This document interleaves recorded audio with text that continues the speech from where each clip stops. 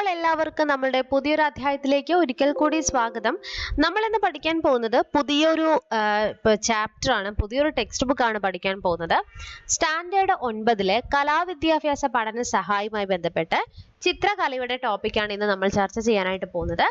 നമ്മൾ 5 മുതൽ ഇത് ചെയ്തു വരുന്ന ഒരു സീരീസ് ആണ്. 9ാം ക്ലാസ് വരെ നമ്മൾ എത്തിയിട്ടുണ്ട്. ഇത് ഫുള്ളും നിങ്ങളെ പ്ലേലിസ്റ്റിൽ പോയി നോക്കി കഴിഞ്ഞ് കഴിഞ്ഞാൽ കാണാൻ സാധിക്കും.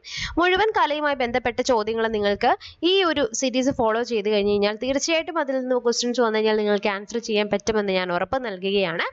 ചാനൽ ആദ്യമായിട്ട് കാണുന്നവരാണെങ്കിൽ ചാനൽ സബ്സ്ക്രൈബ് ചെയ്യുക, ഒപ്പം അടുത്തുള്ള ബെല്ലൈക്കൺ കൂടി എനേബിൾ ചെയ്യുക. നമ്മൾ ചിത്രകലയിൽ നിന്നാണ് ഇന്നത്തെ ക്ലാസ് ആരംഭിക്കുന്നത്. ആദ്യം നമ്മൾ പഠിക്കാൻ പോകുന്നത് ഹെൻറി മറ്റീസിനെ കുറിച്ചിട്ടാണ്. ഹെൻറി മറ്റീസ് കേട്ടിട്ടുണ്ടോ? ഇദ്ദേഹം ഒരു ഫ്രാൻസുകാരനാണ്. ഇദ്ദേഹം ചിത്രകാരൻ എന്ന രീതിയിലാണ് പ്രശസ്തനായത്. ഒപ്പം തന്നെ പ്രിന്റ് മേക്കർ, ശില്പി എന്ന നിലയിലും തന്റെ കഴിവ് തെളിയിച്ച ഒരു വ്യക്തിയാണ് ഹെൻറി മറ്റീസ് എന്ന് പറയപ്പെടുന്നത്. ഒപ്പം expressionism, post impressionism, fauvism, abstract expressionism എന്നീ ചിത്രകലാ സങ്കേതങ്ങളിലൂടെ അദ്ദേഹം സഞ്ചരിച്ചിട്ടുണ്ട്. അദ്ദേഹത്തിന്റെ പ്രത്യേകതകളാണ് ഈ പറയപ്പെടുന്നത്. ഒപ്പം തന്നെ രേഖകളും കടുത്ത വർണ്ണങ്ങളും സമർത്ഥമായി ഉപയോഗിച്ച അപൂർവം ചിത്രകാരിൽ ഒരാളായിരുന്നു ഹെൻറി മറ്റീസ്.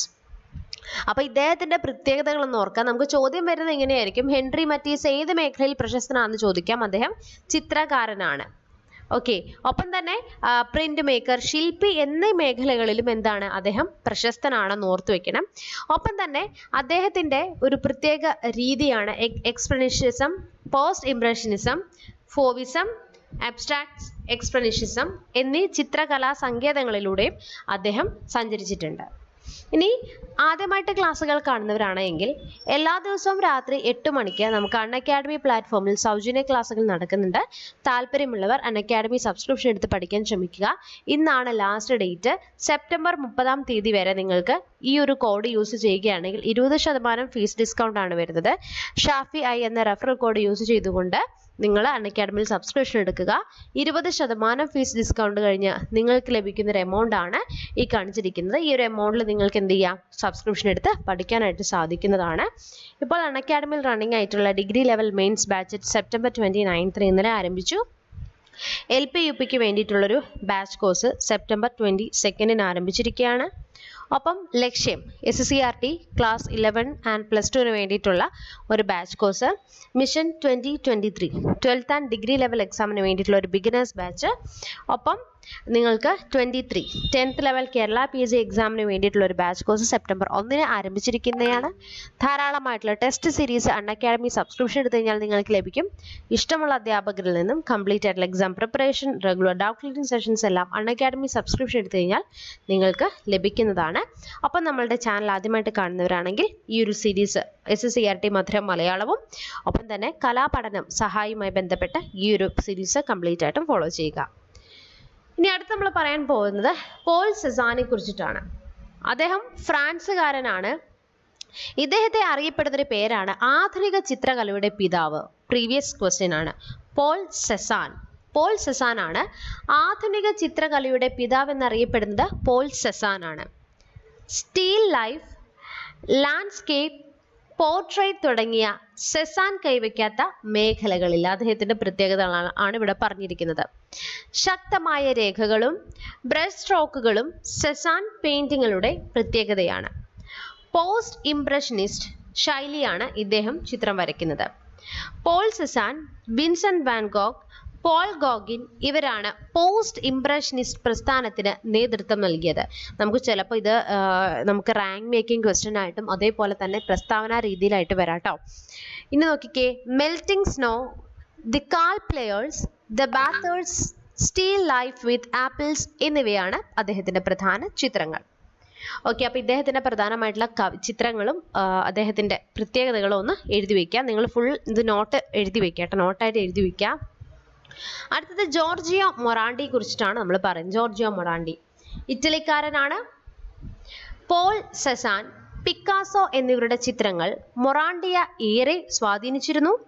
സ്റ്റീൽ ലൈഫ് പെയിന്ററുകൾ തന്നെയാണ് അദ്ദേഹം ഏറെ ചെയ്തിട്ടുള്ളത്. ഒപ്പം മെറ്റാഫിസിക്കൽ സ്റ്റീൽ ലൈഫ്, നാച്ചുറ മോർട്ട, still life, weights and bottles എന്നിവയാണ് അദ്ദേഹത്തിന്റെ പ്രധാന ചിത്രങ്ങൾ. ഇവിടെ കൊടുത്തിരിക്കുന്നതാണ് കേട്ടോ. അദ്ദേഹം 1964 ബൊളോഗയിൽ വെച്ച് അന്തരിക്കുകയും ചെയ്തു. ഇനി അടുത്തത് പാബ്ലോ പിക്കാസോ. എല്ലാവർക്കും അറിയാവുന്ന ഒരു വ്യക്തിയാണ് പിക്കാസോയെ കുറിച്ച്. 20-ാം നൂറ്റാണ്ടിന്റെ ചിത്രകാരൻ എന്നറിയപ്പെടുന്ന വ്യക്തിയാണ് പാബ്ലോ പിക്കാസോ. 20-ാം നൂറ്റാണ്ടിന്റെ ചിത്രകാരൻ എന്നറിയപ്പെടുന്ന വ്യക്തിയാണ്. സ്പെയിനിലാണ് അദ്ദേഹം ജനിച്ചത്. 20,000-ത്തിലധികം പെയിന്റിങ്ങുകൾ ചെയ്ത അദ്ദേഹം അനവധി രേഖാചിത്രങ്ങളും ശില്പങ്ങളും സെറാമിക്സ് കൊളാഷും ചെയ്തിട്ടുണ്ട്. പാബ്ലോ പിക്കാസോ ജോർജ് ബ്രാക്കുമായി ചേർന്ന് ക്യൂബിസം എന്ന ചിത്രകലാ ശൈലി വികസിപ്പിച്ച വ്യക്തിയാണ്. ജോർജ് ബ്രാക്ക് ആരാണ്? ജോർജ് ബ്രാക്കുമായി ചേർന്നുകൊണ്ടാണ് ക്യൂബിസം എന്ന ചിത്രകലാ ശൈലി വികസിപ്പിച്ചത്. സ്പാനിഷ് ആഭ്യന്തര യുദ്ധകാലത്ത് നാസി പട്ടാളം ഗൂർണിക്ക ഇത് പ്രീവിയസ് ആണ് കേട്ടോ. ഗൂർണിക്ക എന്ന സ്പാനിഷ് നഗരത്തിൽ നടത്തിയ ബോംബിങ്ങിനോടുള്ള പ്രതിഷേധത്തിൽ നിന്നാണ് 1937 വലിയതും പിക്കാസോയുടെ ഏറ്റവും പ്രസിദ്ധമായ ക്യൂബിസെറ്റ് പെയിന്റിംഗ് ആണ് ഗൂർണിക്ക ഉണ്ടാക്കുന്നത്. ഗൂർണിക്ക ഇദ്ദേഹം 1973 അന്തരിച്ചു. അപ്പം പാബ്ലോ പിക്കാസോയെ കുറിച്ച് ഓർത്തു വെക്കുക. അടുത്തത് മോഡിഗ്ലാനി, കേട്ടിട്ടുണ്ടാകും. ഇറ്റലിക്കാരനാണ്. നീളമുള്ള മുഖവും കഴുത്തുമുള്ള ശൈലി ഒപ്പം തന്നെ വികൃത രൂപമാണ് ഇദ്ദേഹത്തിന്റെ ചിത്രങ്ങളുടെ പ്രത്യേകത. ഇവിടെ നിങ്ങൾക്ക് കാണാൻ സാധിക്കും. ഇറ്റലിയിൽ ഇദ്ദേഹം ചെലവഴിച്ച കാലത്താണ് കലയുടെ പ്രാചീനവും നവോത്ഥാനപരമായ കാര്യങ്ങൾ പരിചയപ്പെടുന്നത്. അങ്ങനെ പാരീസിലെത്തിയ അദ്ദേഹം പാബ്ലോ പിക്കാസോ അടക്കമുള്ള നിരവധി ചിത്രകാരുമായി ബന്ധം സ്ഥാപിക്കുകയും അദ്ദേഹം 1912 നടത്തിയ നിരവധി പ്രദർശനത്തിലെ ശില്പങ്ങൾ വളരെ ഉന്നത നിലവാരത്തിലുള്ളതായിരുന്നു. ഇദ്ദേഹം പിന്നീട് 1909 to 1914 വരെ ചിത്രങ്ങളിൽ മാത്രം കേന്ദ്രീകരിച്ച വ്യക്തി പിന്നീട് ശില്പങ്ങളിലും പ്രധാന വിഷയമായിട്ട് വന്നിട്ടുണ്ട്. പോർട്രേറ്റുകളും ഫുൾ ഫിഗറുകളുമാണ് ജീവിച്ചിരിക്കുമ്പോൾ വളരെ ചെറിയ ജനശ്രദ്ധ നേടിയ ഇദ്ദേഹത്തിന്റെ സൃഷ്ടികൾക്ക് കിട്ടിയിട്ടുള്ളൂ. ഓക്കെ, ഇദ്ദേഹം 35-ാമത്തെ വയസ്സിലാണ് മരണപ്പെടുന്നത്. അതിനുശേഷമാണ് ഇദ്ദേഹത്തിന്റെ ലോകമാകെ ശ്രദ്ധിക്കപ്പെടുന്ന സൃഷ്ടികൾ ഉയർത്തപ്പെടുന്ന ഇദ്ദേഹത്തിന്റെ മരണത്തിന് ശേഷമാണ്. അപ്പോൾ നോക്കാം. Red hurt girl in evening dress. Red head girl in evening dress. Madam Pompadour, Jeanne Hebuterne in red shawl എന്നിവ ശ്രദ്ധേയമായ അദ്ദേഹത്തിന്റെ ചിത്രങ്ങളാണ്. അടുത്തത് റെംബ്രാൻഡ്, പ്രമുഖ ഡച്ച് ചിത്രകാരനാണ്. ഹോളണ്ടിൽ ജനിച്ച വ്യക്തിയാണ്. പ്രശസ്ത ചിത്രകാരനായിരുന്ന പീറ്റർ ലാസ്മാൻ ആയിരുന്നു അദ്ദേഹത്തിന്റെ ഗുരു. 1942 രചിച്ച നൈറ്റ് വാച്ച് റെംബ്രാൻഡിന്റെ വിഖ്യാത രചനയാണ്. വെളിച്ചത്തിന്റെയും നിഴലിന്റെയും മായിക വിന്യാസം നിറഞ്ഞിരുന്ന റെംബ്രാൻഡിന്റെ എല്ലാ രചനയും the anatomy lesson of doctor Nicholas Tulp, portrait of Trix എന്നിവയാണ് അദ്ദേഹത്തിന്റെ പ്രശസ്ത ചിത്രങ്ങൾ. തന്റെ അനേകം ഛായാചിത്രങ്ങളും റെംബ്രാൻഡ് വരച്ചിട്ടുണ്ട്. പോൾ ഗോഗിൻ ഫ്രാൻസുകാരനാണ്. പാരീസിൽ ജനിച്ച വ്യക്തിയാണ്. ആധുനിക ചിത്രകലകളുടെ പ്രയോക്താക്കളിൽ പ്രമുഖനാണ് ഇദ്ദേഹം. പ്രാകൃത സ്വഭാവമുള്ള കലാസൃഷ്ടികളാണ് ഭാവനാപൂർണമായി ഗോഗിൽ ചിത്രീകരിച്ചത്. പോസ്റ്റ് ഇംപ്രഷനിസം എന്ന രചനാരീതിയായിരുന്നു അദ്ദേഹത്തിൻ്റെത്. പ്രധാനമായിട്ടും ഗോഗിൾ ചിത്രങ്ങളുടെ ശക്തിയും സൗന്ദര്യവും ഈ പറഞ്ഞിരിക്കുന്ന ശക്തിയേറിയതും ലളിതവുമായ വരകളാണ്. The yellow Christ, Tahitian landscape എന്നിവ അദ്ദേഹത്തിന്റെ പ്രശസ്ത ചിത്രങ്ങളാണ്. ഇനി നമ്മൾ അടുത്ത് പറയാൻ പോകുന്ന KCS പണിക്കർ. രാജാ രവിവർമ്മയ്ക്ക് ശേഷം കേരളം കണ്ട പ്രതിഭാശാലിയായ ഒരു ചിത്രകാരനായിരുന്നു KCS പണിക്കർ എന്ന് പറയുന്നത്. അദ്ദേഹത്തിന്റെ മുഴുവൻ പേരാണ് കോലഴി ചീരമ്പത്തൂർ ശങ്കര പണിക്കർ എന്നാണ് അദ്ദേഹത്തിന്റെ മുഴുവൻ പേര്. കോയമ്പത്തൂരിലാണ് അദ്ദേഹം ജനിച്ചത്. പൊന്നാനിക്കാരനായിരുന്നു ബാല്യകാലം. പണിക്കരുടെ ആദ്യകാല രചനകളിൽ പൊന്നാനിയിലെ വഞ്ചിക്കളവുകളും പാലങ്ങളും തെങ്ങിൻ തോപ്പുകളും നിറഞ്ഞു നിന്നിരുന്നു. മദ്രാസ് സ്കൂൾ ഓഫ് ആർട്സിൽ പഠനം നടത്തി പിന്നീട് അവിടുത്തെ പ്രിൻസിപ്പലായി. അദ്ദേഹത്തെ ജീവിതകാലത്ത് വരച്ച മുഴുവൻ ചിത്രങ്ങളും പണിക്കർ കേരള ഗവൺമെന്റിന് നൽകുകയും തിരുവനന്തപുരം മ്യൂസിയത്തിൽ KCS പണിക്കർ ഗാലറിയിൽ അപ്പം KCS പണിക്കർ ഗാലറി സ്ഥിതി ചെയ്യുന്ന എവിടെയാണെന്ന് ചോദിക്കുക. എവിടെയാ? തിരുവനന്തപുരത്താണ് കേട്ടോ. ഒപ്പം പ്രതീകങ്ങളും സൂക്ഷിക്കുന്ന വാക്കുകളും അദ്ദേഹത്തിന്റെ പ്രധാനമായിട്ടുള്ള വാക്കുകളും ലുംബിനി എന്ന ചിത്ര പരമ്പകൾ പ്രസിദ്ധമാണ്. ലുംബിനി എന്ന ചിത്ര പരമ്പര ആരുടേതാണ്? KCS പണിക്കരുടേതാണ്. മദ്രാസ് സ്കൂൾ ഓഫ് ആർട്സിൽ കലാപ്രസ്ഥാനത്തിന്റെ അമരക്കാരനായിരുന്നു വ്യക്തി. ഒപ്പം ഇദ്ദേഹം ചെന്നൈ ഇഞ്ചമ്പാക്കത്ത് ചോളമണ്ഡലം എന്ന കലാഗ്രാമം അദ്ദേഹം സ്ഥാപിച്ചതാണ്. M V Devan Namboothiri, C N Karunakaran, T K Padmini തുടങ്ങിയ നിരവധി ശിഷ്യന്മാരുണ്ട്. അദ്ദേഹം 77 അന്തരിക്കുന്നത്. K C S Panicker. Edvard Munch നോർവേയിൽ ജനിച്ച വ്യക്തിയാണ്. എക്സ്പ്രഷനിസത്തിന്റെ പ്രസ്ഥാനം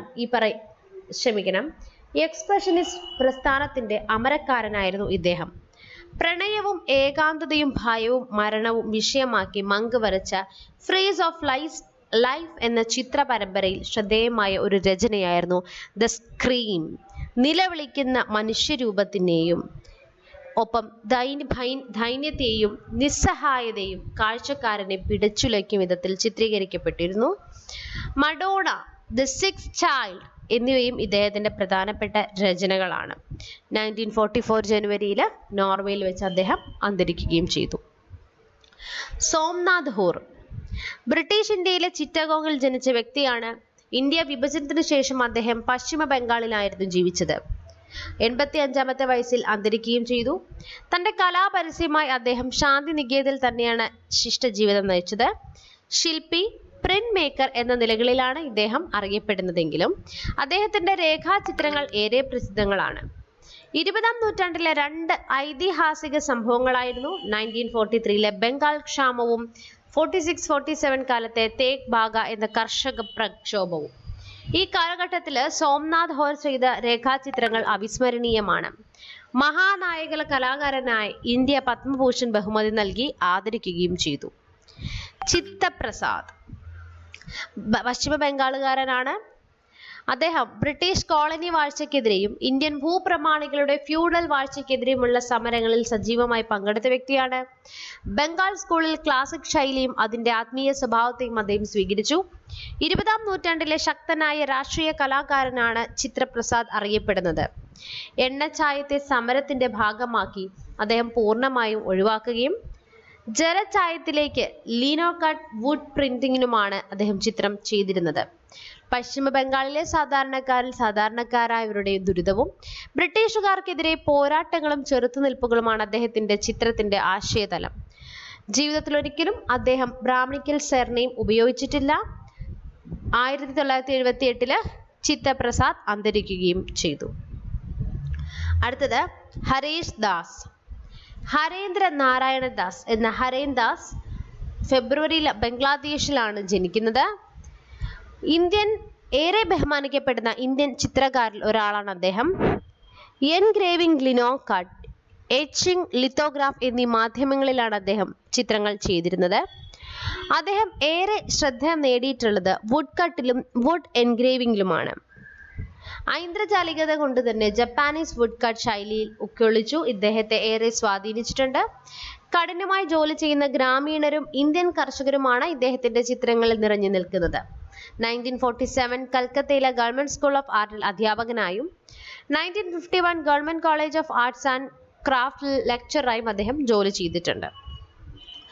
ഓക്കെ, അടുത്തത് മൈക്കലാഞ്ചോ. എല്ലാവർക്കും അറിയാം, ഇറ്റാലിയൻ നവോത്ഥാന കലാചരിത്രത്തിലെ നായകനായും ചിത്രകാരനായും ശില്പികലയുമായി വാസ്തുവിദ്യ വിദഗ്ധനുമായ വ്യക്തിയാണ് മൈക്കലാഞ്ചോ എന്ന് പറയപ്പെടുന്ന വ്യക്തി.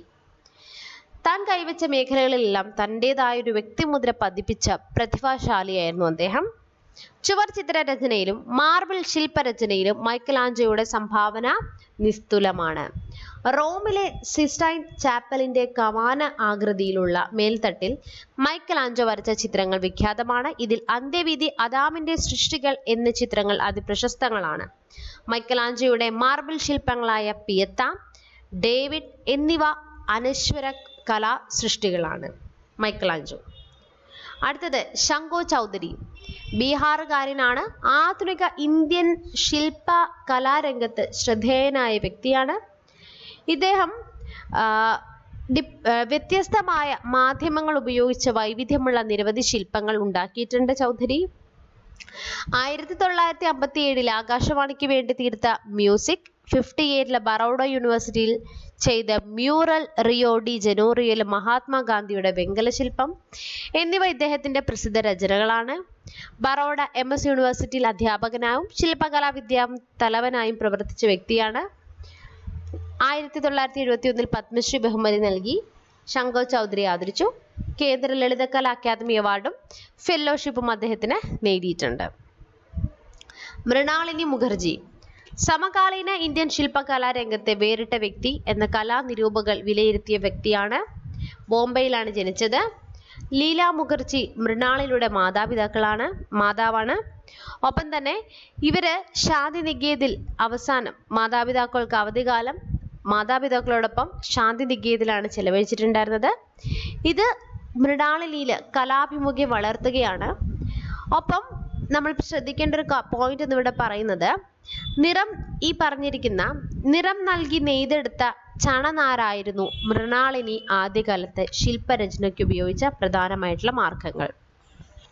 ഓക്കെ, ഇനി ഇന്നത്തെ ക്ലാസ്സിൽ നമ്മൾ ചിത്രകലയെക്കുറിച്ച് പറഞ്ഞു തീർക്കുകയാണ്. അടുത്ത ക്ലാസ്സിൽ നമ്മൾ നാടകം, നൃത്തം, സംഗീതം ഇവയെല്ലാം ഡിസ്കസ് ചെയ്യുന്നതായിരിക്കും.